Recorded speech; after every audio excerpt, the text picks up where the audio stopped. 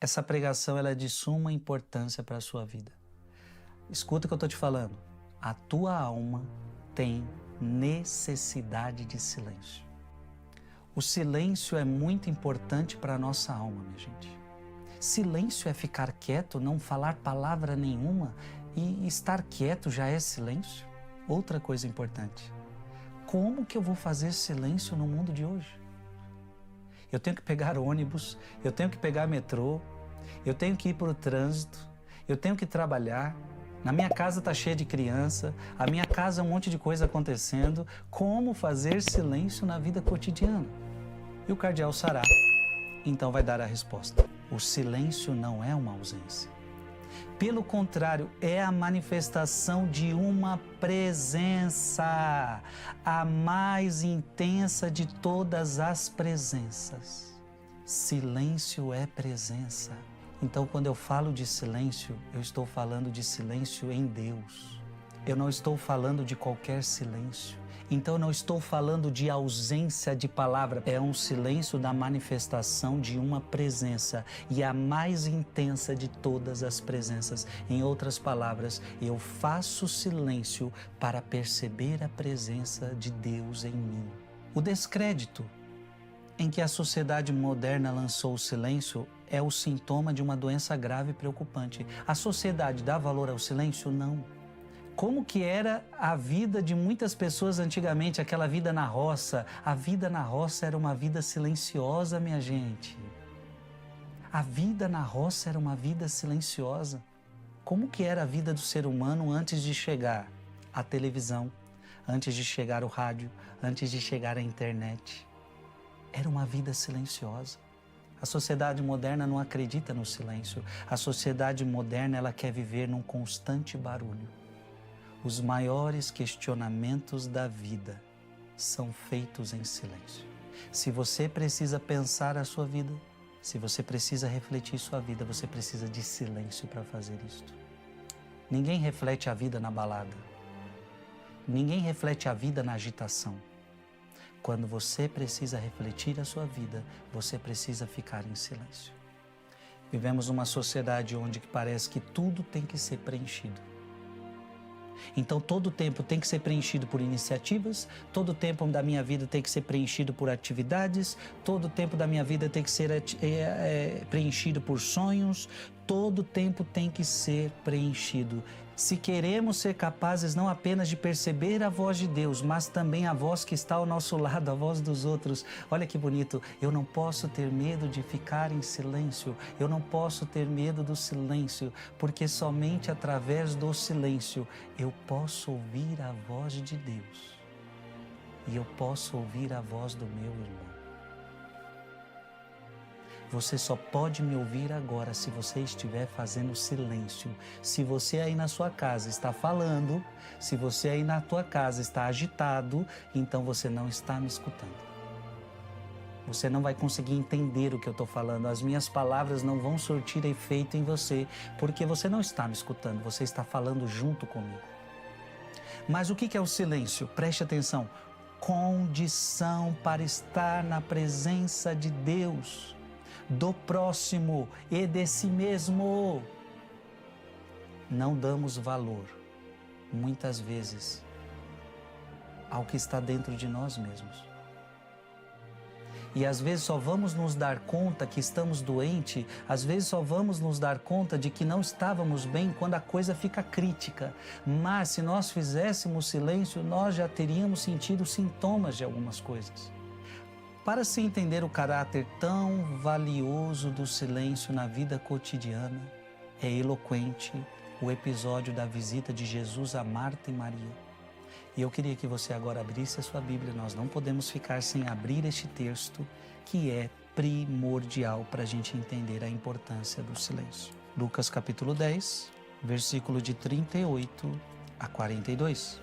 Estando Jesus em viagem, entrou numa aldeia onde uma mulher chamada Marta o recebeu em sua casa. Tinha ela uma irmã por nome Maria, que se assentou aos pés do Senhor para ouvi-lo falar. Marta, toda preocupada na lida da casa, veio a Jesus e disse: Senhor, não te importas que minha irmã me deixe só a servir? Dize-lhe que me ajude. Marta expressa um pouco do mundo que se incomoda quando vê uma pessoa aos pés de Jesus. Então, de um lado, nós temos uma pessoa agitada pelo trabalho e do outro lado, uma mulher que escuta Jesus. Respondeu-lhe o Senhor: Marta, Marta, tu andas muito inquieta e te preocupas com muitas coisas. No entanto, uma só coisa é necessária. Maria escolheu a boa parte, a melhor parte, que não lhe será tirada. Jesus não repreendeu Marta por conta de seus afazeres na cozinha. Não, o problema de Jesus não é que Marta está trabalhando. Alguém precisava fazer o serviço da cozinha. Era preciso que ela preparasse a refeição. Mas por que Jesus corrige Marta? Por sua dissipação interior, que refletiu na sua irritação com sua irmã. Então veja, o problema não é o nosso ofício, o problema não é o nosso trabalho, o problema é quando o trabalho nos tira de nós mesmos. O problema é quando o teu trabalho te inquieta, o problema é quando o teu trabalho te esvazia, o problema é quando as suas atividades te tiram de você mesmo. O problema é quando as suas atividades te desconectam de Deus e te desconecta das pessoas e te desconecta de você mesmo. O problema não é a atividade. Então veja bem, o problema não é o seu trabalho, mas se o teu trabalho te tira de Deus, Deus precisa olhar para você e falar: ei, Gilson, Marta, qual é o seu nome? Você está esquecendo do mais importante. E Jesus está falando qual é o mais importante. O mais importante é você me escutar. O mais importante é você não perder a sintonia comigo. Na realidade, Jesus parece indicar os contornos de uma pedagogia espiritual. Sempre devemos cuidar para ser Maria, antes de nos tornar Marta. Então, ora você tem que ser Marta, ora você tem que ser Maria. Mas preste atenção, qual é o problema do mundo atual? Primeiro eu sou Marta, primeiro trabalho, primeiro as coisas do mundo. E se sobrar tempo, eu rezo. Esse é um erro gravíssimo do mundo atual. E detalhe, o mundo atual se comporta como Marta, ou seja, criticando quem está orando, criticando quem está aos pés de Jesus, se irritando. Então você se entrega ao ativismo, eu tenho que fazer, eu tenho que trabalhar, eu tenho que ganhar dinheiro, eu tenho que fazer faculdade, eu tenho que fazer isso, só que você não reza, você não para orar, você não para orar, você entra num atoleiro de ativismo e de agitação, cujas consequências desagradáveis afloram muito claramente na narrativa do Evangelho. Então, uma pessoa que se entrega ao ativismo, ela tende a ter como consequência o quê? O pânico, o medo de agir sozinho, um aborrecimento, como o de Marta em relação à sua irmã. Então essa pessoa, parece que Deus não está com ela, parece que ela está trabalhando sozinha e o seu trabalho parece que não frutifica. Irmão e irmã, por favor, cuidado para você não viver uma vida no ativismo, fazer por fazer. Você não nasceu, você não é uma máquina que você tem que trabalhar o tempo todo, que você tem que produzir o tempo todo. Não. Maria escolheu a melhor parte. Leia aí sua Bíblia mais uma vez. Lucas 10, 42. O que está escrito aí? No entanto, uma só coisa é necessária. Maria escolheu a boa parte que não lhe será tirada. Ele lembra a importância de manter nossa alma em paz e silêncio. O que Maria estava fazendo aos pés de Jesus? Volte ao texto de novo. O que Maria estava fazendo aos pés de Jesus? Versículo 39. Tinha ela uma irmã por nome Maria, que se assentou aos pés do Senhor para ouvi-lo falar.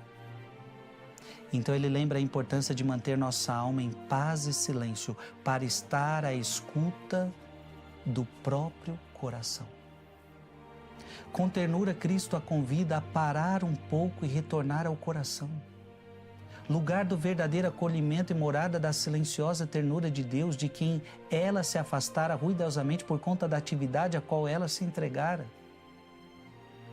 Toda ação deve ser precedida por uma intensa vida de oração. Aqui está o segredo.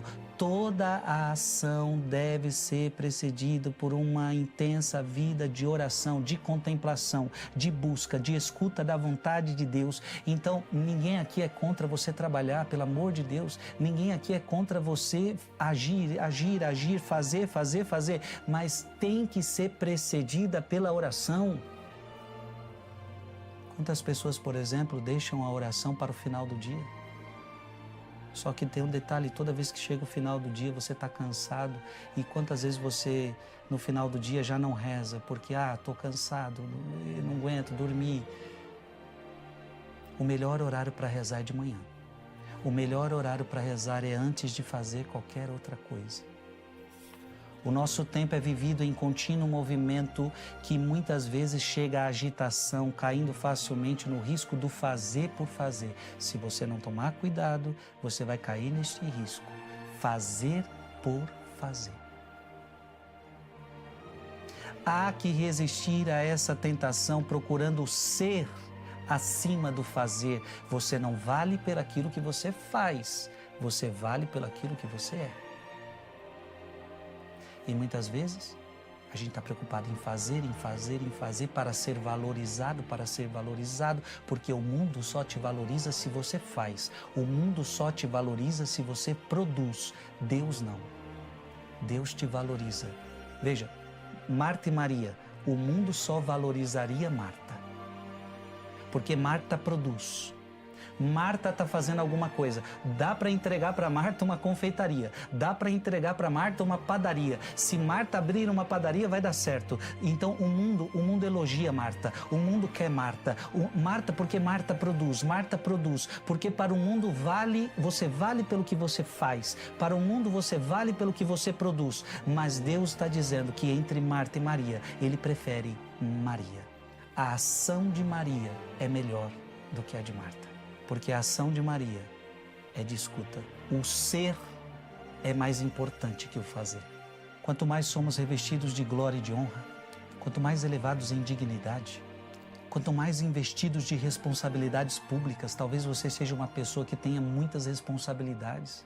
Quanto mais você tiver prestígio, quanto mais você tiver poder, quanto mais você tiver funções temporais, como leigos, como padres ou bispos, tanto mais precisamos progredir na humildade, cultivar com zelo a dimensão sagrada da nossa vida interior, buscando constantemente ver a face de Deus na prece, na oração, na contemplação e na ascese. Ou seja, quanto maior for o seu trabalho, meu irmão, mais você precisa orar.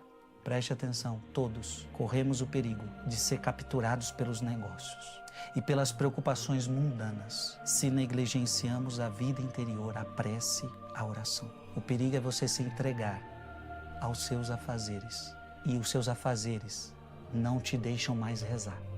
E esse teu trabalho e essa tua loucura, essa tua agitação tende a te deixar ansioso, preocupado. E eu podia aqui falar várias doenças.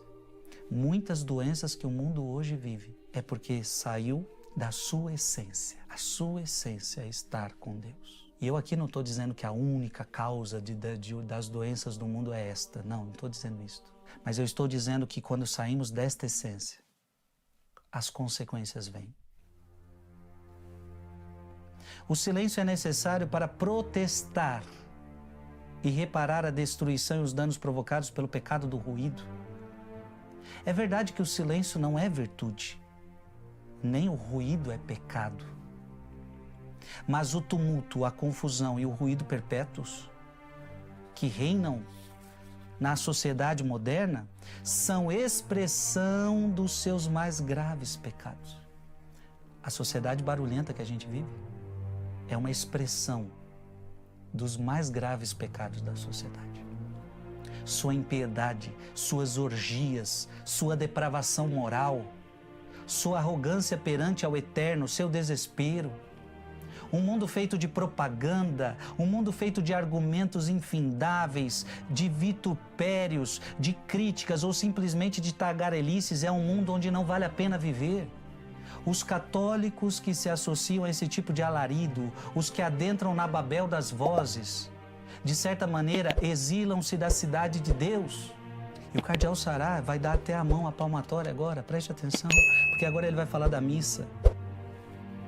A missa torna-se um falatório confuso, as orações, um ruído externo ou interno, repetição apressada e mecânica do rosário. Ele está dando a mão à palmatória aqui, até mesmo o rosário a gente vai rezando de forma mecânica. Vivendo num mundo de ruídos e superficialidade, o nosso mundo é um mundo de ruído, o nosso mundo é um mundo de superficialidade, provocamos a decepção de Deus. E não podemos ouvir a tristeza e as queixas de seu coração. Assim diz o Senhor. Jeremias capítulo 2, versículo 2. Vai e clama aos ouvidos de Jerusalém estas palavras, oráculo do Senhor. Lembro-me de tua afeição quando era jovem, de teu amor de noivado, no tempo em que seguias ao deserto, a terra sem sementeiras. Agora vamos para o versículo 13. Jeremias 2,13. Porque meu povo cometeu uma dupla perversidade, abandonou-me, a mim, fonte de água viva, para cavar cisternas fendidas que não retêm água. Abandonamos a Deus para querer agirmos por nós mesmos. Além disso, embora seja verdade que devemos suportar o barulho e guardar excepcionalmente nossa vida interior em meio à agitação, é verdade, nós não temos como controlar o barulho do mundo. Nós saímos para a rua, é barulho, nós vamos para o trânsito, é barulho, você vai para o seu trabalho, é barulho. Verdade, a gente não tem como controlar isso, mas em meio a essa agitação, eu preciso encontrar o meu Deus que está dentro de mim. Não é menos verdade que é abusivo conformar-se a uma sociedade permanentemente oprimida por atividades e sufocada pelo barulho das máquinas, da publicidade, do rádio, da televisão, que não querem parar de falar. Olha que bonito, Thomas Merton está dizendo o seguinte: é verdade que nós não conseguimos fazer o mundo silenciar, mas nós não podemos nos conformar com o barulho. Porque se eu me conformo com o barulho do mundo, eu daqui a pouco estou fazendo barulho com ele. Eu estou me agitando com ele. É um barulho sem harmonia. Você percebe que é um barulho que não tem conexão com Deus. Então nós não podemos nos conformar com essa sociedade que está tão longe de si mesmo. Eu, por exemplo, no bairro que eu moro, quando chega final de semana, a gente já tem que se preparar para o barulho. Na verdade, o meu bairro é muito barulhento, mas o final de semana ele fica nível hard. Ele fica muito maior o barulho. E quantas vezes eu quero na minha casa, eu quero ler um livro, eu não consigo me concentrar porque tem uma música que está lá longe, eu estou escutando essa música que está lá não sei na onde, mas eu escuto dentro da minha casa. Aquele barulho não me permite ler com atenção aquele livro, não me permite meditar. O que fazer? Quem ama a Deus deve tentar preservar ou criar a atmosfera em que possa encontrar. Então, no mundo barulhento que você vive, que eu vivo, que você vive, nós temos que criar uma atmosfera em que a gente possa encontrar.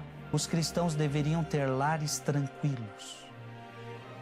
O seu lar deveria ser um lar de silêncio, de tranquilidade. Porque seus corpos, assim como suas casas, são templos de Deus. Então imagina que a tua casa é templo de Deus. Então como é que deveria ser sua casa? Olha o que o cardeal Sará coloca: dispensar se necessário a televisão. Gente, o que tem hoje na televisão para a gente assistir? Fora alguns canais católicos. Se você me perguntar, Frei, o que você assiste na televisão? Eu ainda sou fã de futebol. Ainda gosto de assistir futebol. Mas se eu te falar que é só isso hoje que eu assisto, futebol. Eu queria assistir outras coisas, mas não consigo mais, porque é só barulho, é só falatório, é só desinformação, é só programas que não agregam, é só programas que não fazem sentido. Dispensar, se necessário, a televisão.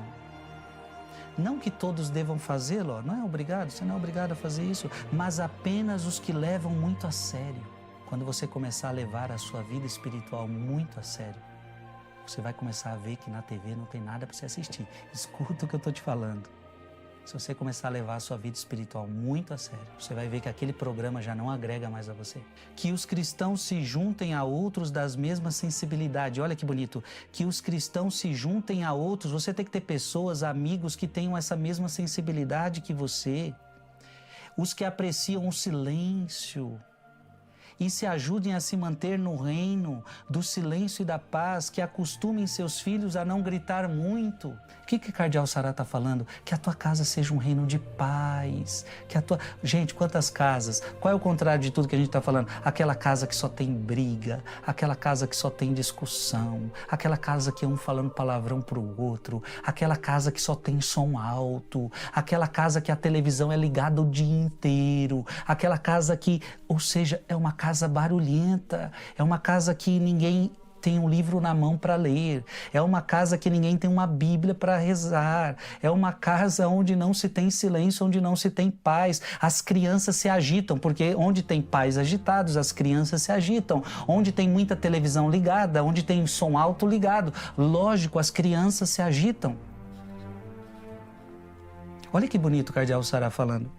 As crianças são naturalmente silenciosas. Aí você pode me dizer, não, Frei, as minhas não. Será que as suas crianças não são silenciosas? Ou é o mundo que ela está envolvida que faz ela gritar tanto, que faz ela espernear tanto? Será que não é o que ela assiste que está fazendo ela ficar dessa forma?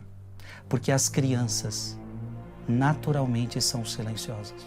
A criança aprende a falar o que a gente ensina para ela. Então, se as crianças são silenciosas, veja, até ela aprender a falar, ela é silenciosa. Ela aprende a falar o que a gente ensina. Uma criança vai se tornando barulhenta conforme também o ambiente da nossa casa, o ambiente do nosso lar. Deixemo-las em paz, as crianças, porque se as irritamos desde o berço, vão se tornar cidadãos de um estado que todos gritam. A sociedade moderna não consegue passar sem a ditadura do ruído. Ela tenta nos embalar com a sua ilusão de democracia, de fancaria, mas arranca a nossa liberdade com violência sutil do diabo, pai da mentira. Jesus, porém, nos prometeu, se permanecerdes na minha palavra, sereis verdadeiramente meus discípulos e conhecereis a verdade, e a verdade vos libertará. Você abra a sua Bíblia em João, capítulo 8, João, capítulo 8, versículo de 31 a 32.